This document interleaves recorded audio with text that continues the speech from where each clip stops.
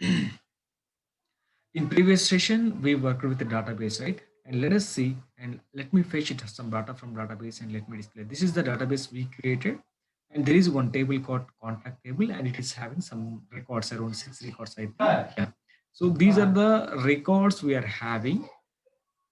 These records we are going to display now into a front-end table, guys, right? By using MVC architecture. So first we are going to create one controller.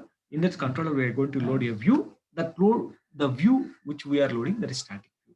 Actually, to the static view, we have to pass the data, right? And let us see how we can pass the data to a view, right? So based on MVC architecture. For this, first let me create one controller, guys. Go to your project news. In this news source files application controllers, right? Generally in controllers, what we have to do, we have to create a controller class. Let me create one controller class file, php class.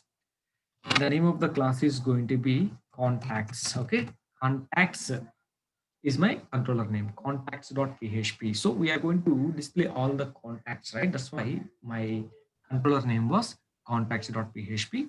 And let us create the basic skeleton of a class. And we know what are the rules and regulations while creating the class, right? Yeah, class contacts. And we know that every class should extends with the ci underscore controller, right? Controller. And let us create one index method also, public function index. Okay, this is the index function. Perfect, guys. Okay, so inside of it, we generally we know that as for MVC, any request which is coming to our application, which is received by a controller. Now, what are you going to do? You are in the opening the browser, localhost slash news, right? News slash the name of the controller, contacts is the controller. By typing this automatically, which one will be called, guys, here? So automatically contacts controller index method will be called automatically. So index method gets called. That's why it is not giving you anything. For example, if you're giving something called test, it is going to give you error because there is no such a method called test, right? Okay, perfect. Now localhost contacts. It is running that index method, right? What we need to do, guys, here we have to load this of load of view. I'm loading a view, but actually to display the contacts, did you create any view? No, we didn't create any view. Let me create a view contacts underscore view.php. This is the view file. Now, if you are running this, you are going to get an error. Why are you getting an error? Can you see there is an error called unable to load the requested file contacts view.php because this file was not created. That's why you are getting the error. Now, go to the views folder and create a new file with the name contacts view.php. So this is your views folder. Here, I'm going to create a new file, PHP file this is, and name the file as contacts view.php. Yeah. This file is going to contain completely HTML stuff, guys. Can you go and refresh the page? Now you cannot get the error. Why? Because the view was created and it was loaded. Earlier file was not there. That's why we got the error. Now file is available. Let me create the basic structure, guys, here.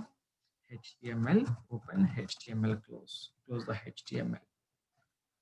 So here, if you can come down, head section open, head section close. This is title tag open, title tag close. Done.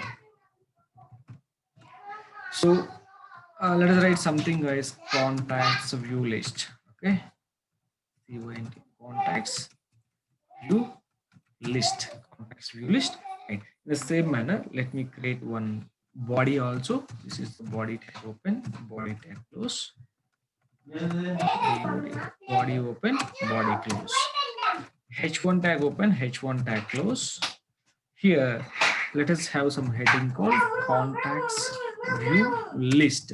This is what the file we are having, guys.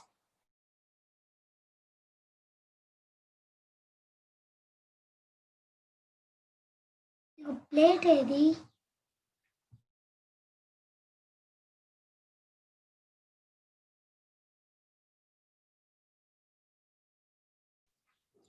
So this is going to be contacts, contacts, contacts view list, right? Okay, perfect, guys. Here I am displaying a static table. Can you see? This is a static table. This static table contain here and here close.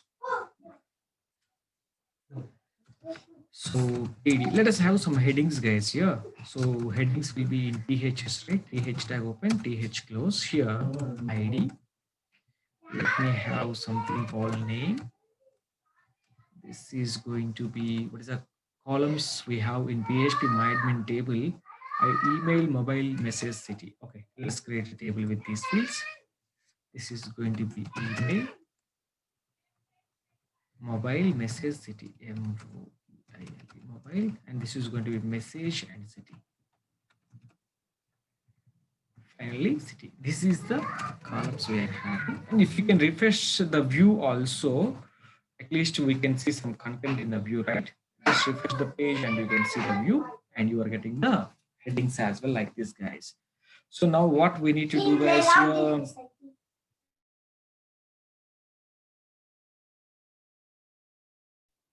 right? So now what I need to do, guys, here, let me have a static record also. This is the static record I'm going to keep here.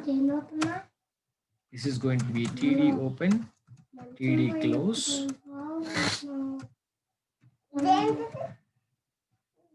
So, but here I want to keep static data only, but what we need actually, we need some dynamic data, right? But let me keep some static data here. 1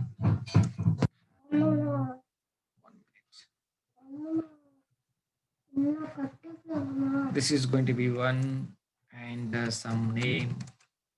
All static only I'm going to display here. Okay. This is going to be some mobile number. There's going to be some message hi, but remember this is all the static information, guys. What we are displaying, this is completely static, right? Yeah, your view you can refresh, right? We are getting, but where is data? Data was available in table contact, but who, as per our MVC, who will interact with your DB model, right? So did you create any model? What model will do? Model will interact with your database. You will get the data and it will, we can pass the data to a view, guys. So what I need to do here, we created a controller. In that controller we loaded a view and we don't have any problem. Perfect. But the view is displaying static data now, so we have to make some dynamic data, right? For this, what we are going to do, let me go to models. I'm going to create a new model called contacts model. You can name anything, but I want to always follow some naming convention. Contacts model.php. This is my file name. My class name, my file name is same, guys. Okay, that is the same rules we have to follow for controllers as well as models. Here I want to create one controller or one method, public function functi when public function get contacts. Get contacts is my method, right? Now I already requested you try to watch query builder class, or at least the basic query functions, right? For this, guys, I'm writing this of DB. This is database object now. This database object, if you want to access, first of all, database should be loaded, right? This of load of database, load of DATABASE. But remember carefully, if you want to load database, this contacts model should exchange with the CI model, guys. Otherwise, we cannot access DB here. Remember carefully. If you want to access DB or any predefined library, predefined helper inside of it, it should extend with the CI underscore model. This is mandatory. If you are not extending, we cannot work with database. We loaded database here, right? If you are loading database, now it is okay. Without extending, if you are loading, it is going to give you an error, guys. Definitely, if you want to work with the database, your model should extend the CI model. Or else you can also do one thing. If we can load database into a controller also, valid. That we will see later. How can we load database into controller and all, we will see later. Don't worry. This of DB. Now this is going to load. So this of DB of query. Now we have to write a query. Now it's select star from table. Select star from your table. What is your table? Contact table. This is what my table name. Take the table name once again. Go to PHP admin. table name is contact, right? By writing this, we are going to get the data, right? If you have records in the result set, so definitely if you are executing a query, this is going to give you result set, right? If you have records in the result set, we have to send the data to controller. If you don't have records, I have to send an empty, right? So then what I need to do, I'm writing a question result of, from this we have to get the result set na. Result of result I can write it, right? Result of result or result array, result object we can get it na. So or else first of all, the result of num rows, guys. Okay, let us get this num underscore rows is greater than 0. Understand? Generally we will write the same in core PHP. If you have at least one record in the result set, we can write something like this. So now I am going to take this, guys, right? Condition open close. And this is going to be else now. If you have records, okay. If you don't have records, I'm passing return false. I mean, when we are calling get contacts method in the controller, if you have records, here we have to return the records. If you don't have records, we are just returning false. Nothing, guys. Here you can return all the record return the result of result method, RESULT. Result method is there na? In the last sessions we seen result array, result object, result. If it is a single record, row array, row object, simple thing. You no need to do anything, just you can return the result. When I'm calling this method, into controller, so it is going to return the result set, guys. Now what I need to do, guys, in the controller, first of all, you want to call that, right? So to call the get contacts method, definitely you have to load the contacts model. Now come down, this of load of model. What is the model name, guys? You created contacts model, right? CONTACTS, contacts model. This is the model name. Once model is loaded, we have to call the model method, right? How can I call the model method? This of contacts model, CONTACTS, contacts model. Remember carefully, when we are calling the model method, first you have to load the model. What is the name we loaded here? Contact, with the same name, you have to call the model methods also. Contacts model. What is the method you have there? This is the thing. You are calling the get contacts. What this get contacts method will do, if you have records, it is returning the result set. If you don't have records, it is returning false. Anyhow, I have records, right? Definitely those records we have to pass to view. To pass the data to a view, how can we pass? In the terms of an associative array, can you see? Data, I am taking a variable, something like this. It should be passed to view as an associative array. Can you pass the data to the view? And we can take variable. So records, let me take this as the records. Right, this data variable should be passed to your view. Now your view is dynamic.